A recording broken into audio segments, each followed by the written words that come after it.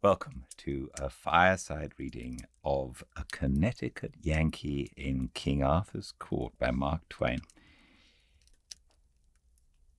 The Tale of the Lost Land. Chapter 1. Camelot. Camelot, Camelot, said I to myself.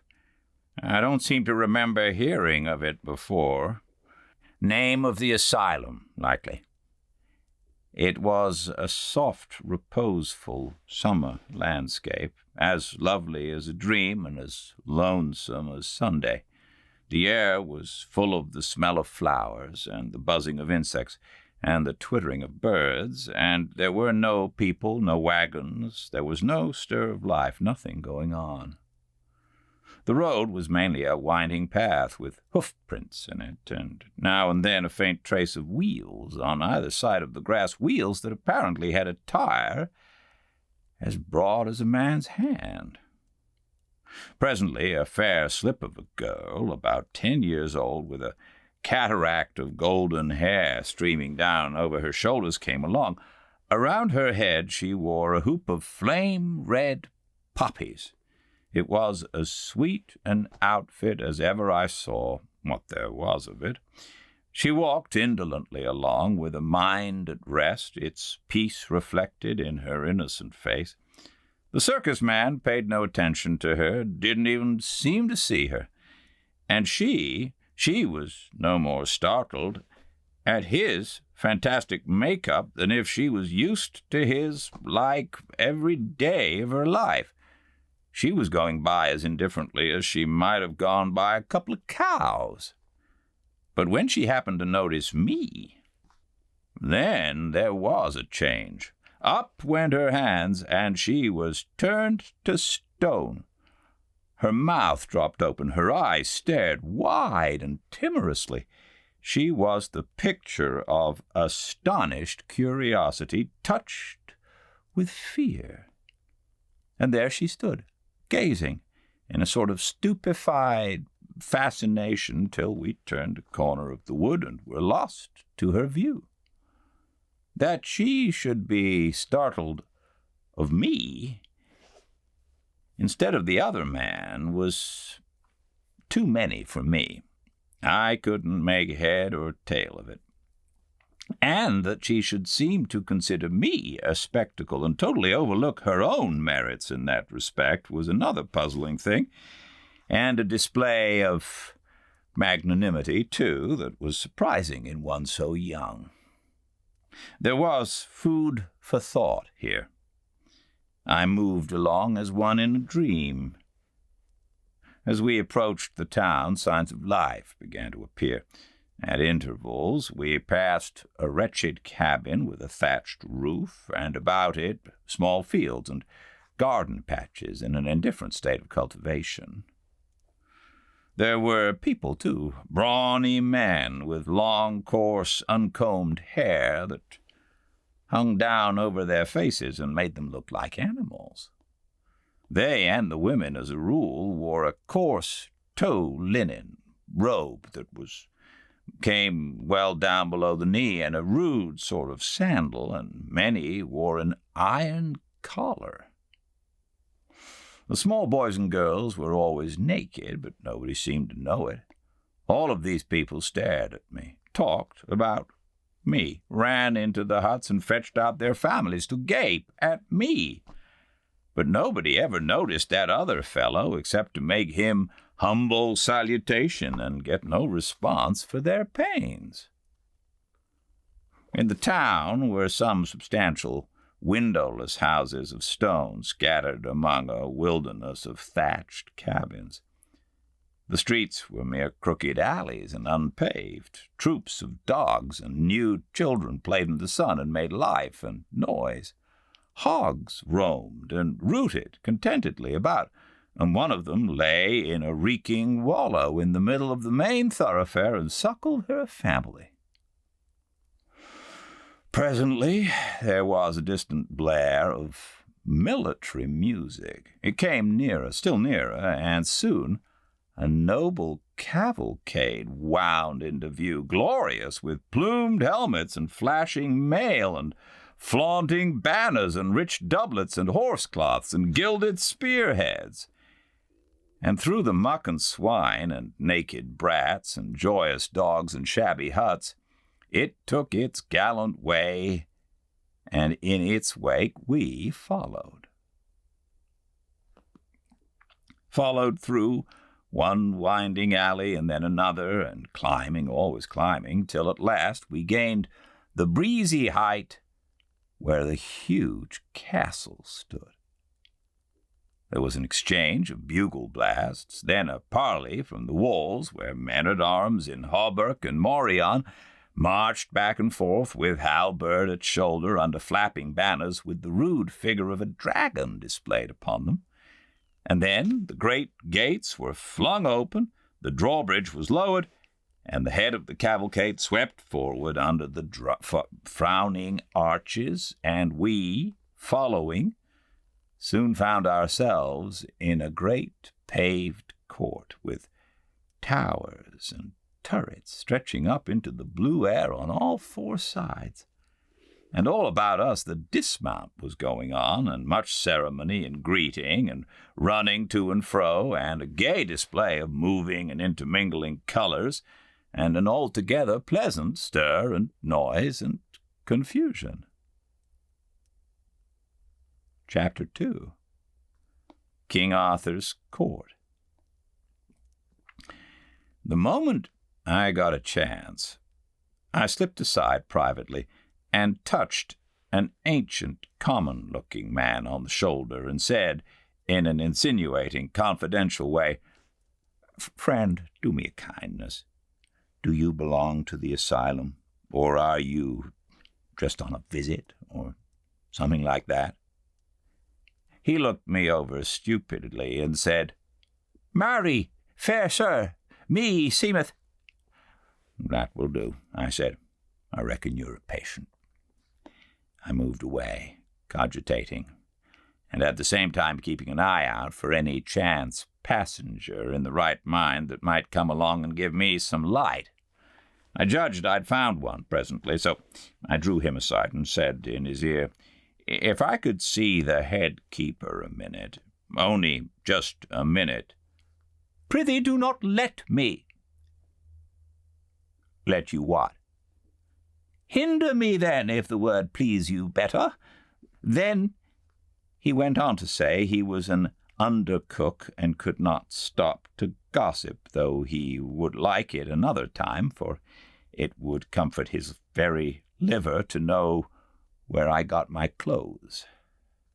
As he started away, he pointed and said, yonder was one who was idle enough for my purpose and was seeking me besides, no doubt. This was an airy, slim boy in shrimp-colored tights that made him look like a forked carrot. The rest of his gear was blue silk and dainty laces and ruffles, and he had long yellow curls and wore a plumed pink satin cap tilted complacently over his ear.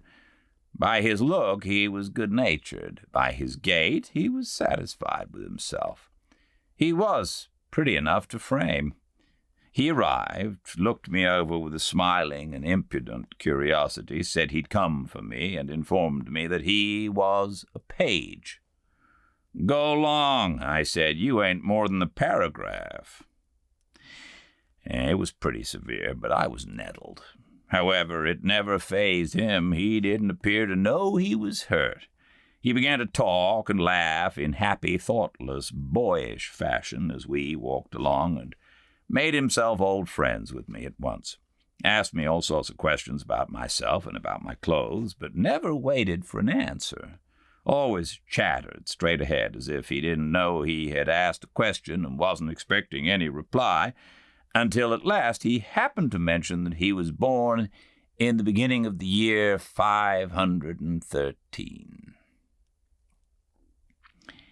It made the cold chills creep over me. I stopped and said, a little faintly, "Maybe I just didn't hear you right. Say it again, and say it slow. What year was it?" 513. 513. You don't look it.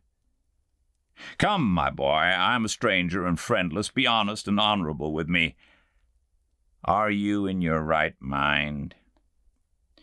He said he was. Are these other people in their right minds? He said they were. And this isn't an asylum. I mean, it isn't a place where they cure crazy people. He said it wasn't.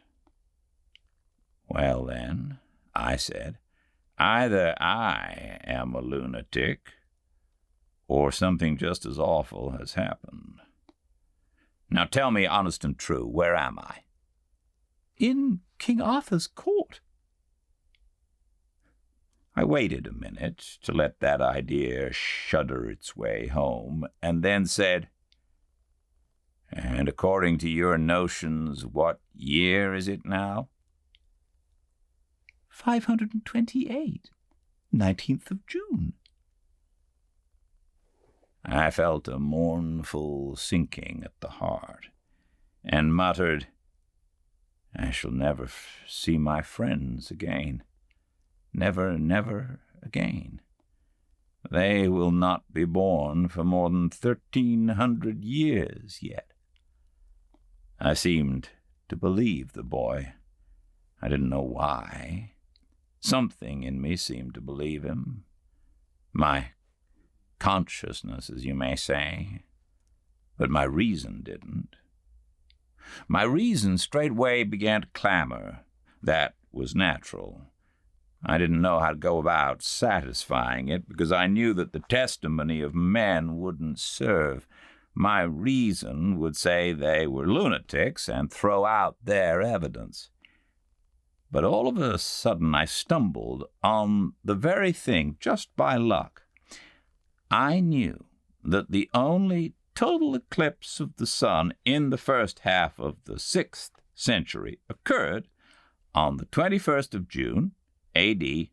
528 OS, and began at 3 minutes after 12 noon. I also know that no total eclipse of the sun was due in what to me was the present year, i.e., 1879. So, if I could keep my anxiety and curiosity from eating the heart out of me for 48 hours, I should then find out for certain whether this boy was telling me the truth or not. Wherefore, being a practical Connecticut man, I now shoved this whole problem clear out of my mind till its appointed day and hour should come, in order that I might turn all my attention to the circumstances of the present moment and be alert and ready to make the most out of them that could be made. One thing at a time is my motto, and just play that thing for all it is worth, even if it's only 2 pairs and a jack. I made up my mind to 2 things. If it was still the 19th century and I was among lunatics and couldn't get away, I would presently boss that asylum or know the reason why. And if, on the other hand, it was really the 6th century, all right, I didn't want any softer thing. I would boss the whole country inside of 3 months, for I judged I would have the start of the best educated man in the kingdom by a matter of 1,300 years and upward. I'm not a man to waste time after my mind's made up and there's work on hand, so I said to the page, Now, Clarence, my boy, if that might happen to be your name, I'll get you to post me up a little if you don't mind. What is the name of that apparition that brought me here? My master and thine? That is the good knight and great Lord Sir Kay the Seneschal, foster brother to our liege the king. Very good. Go on. Tell me everything. He made a long story of it, but the part that had immediate interest for me was this. He said I was Sir Kay's prisoner, and that in the due course of custom I would be flung into a dungeon and left there on scant commons until my friends ransomed me, unless I chanced to rot first. I saw that the last chance had the best show, but I didn't waste any bother about that. Time was too precious. The page said further that dinner was about ended in the great hall by this time, and that as soon as the sociability and the heavy drinking should begin, Sir Kay would have me in and exhibit me before King Arthur and his illustrious knights seated at the table round, and would brag about his exploit in capturing me, and would probably exaggerate the facts a little, but it wouldn't be good form for me to correct him, and not over safe either. And when it was done being exhibited, then ho for the dungeon. But he, Clarence, would find a way to come and see me every now and then and cheer me up and help me get word to my friends. Get word to my friends. I thanked him. I couldn't do less. And about this time a lackey came to say I was wanted, so Clarence led me in and took me off to one side and sat me down. Well, it was a curious kind of spectacle, and interesting. It was an immense place, and rather naked, yes, and full of loud contrasts. It was very, very lofty, so lofty that the banners, depending from the arched beams and girders away up there, floated in a sort of twilight. There was a stone-railed gallery at each end, high up, with musicians in the one, and women clothed in stunning colors in the other.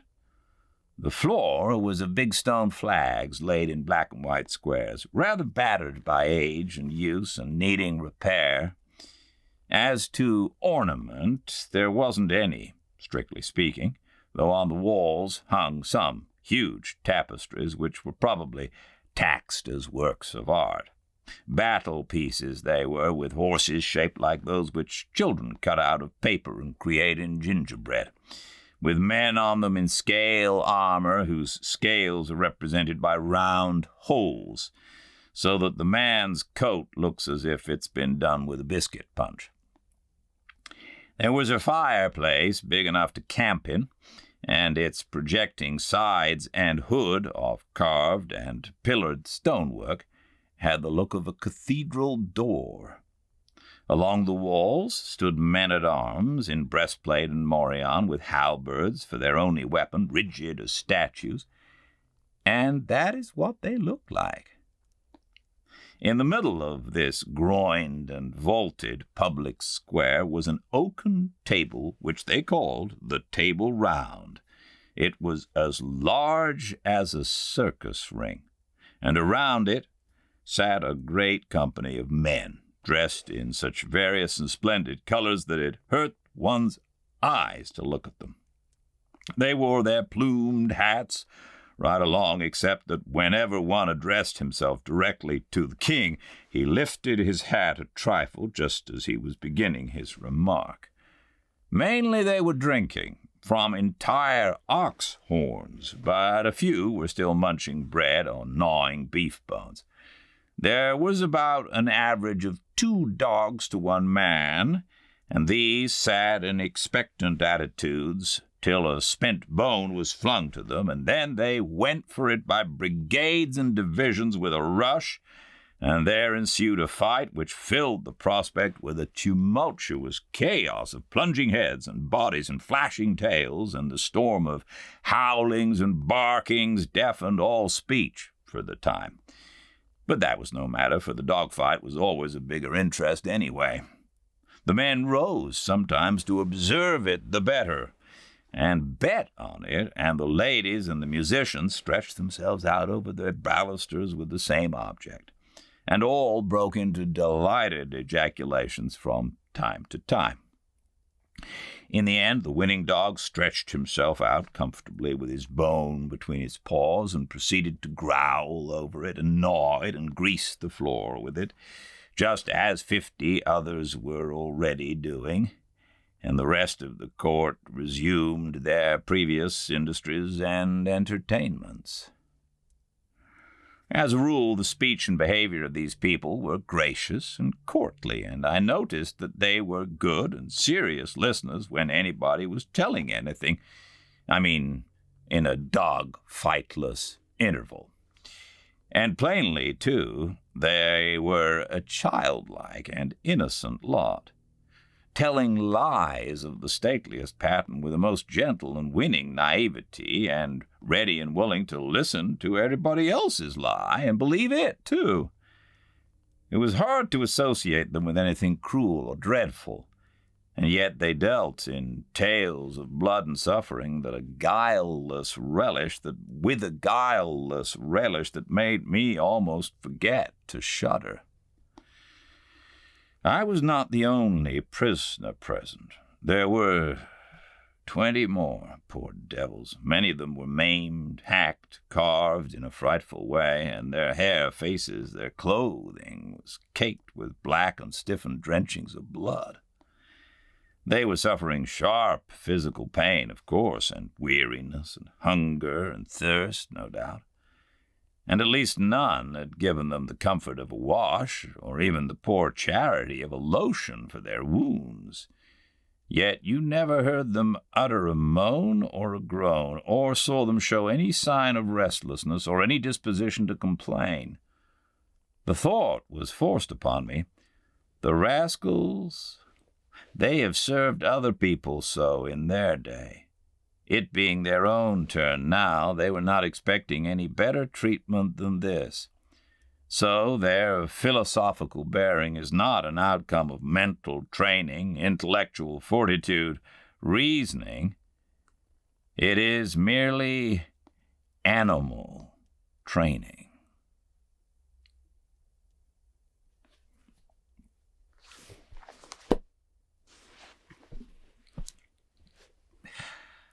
Let's see what happens tomorrow. I'll be back reading at the same time, 5 Pacific at Fireside Reading on Instagram. I'm enjoying this a lot. I hope you are. Yes, we will resume. I can't wait until I see you all again. Everyone do stay very, very well indeed. Goodbye.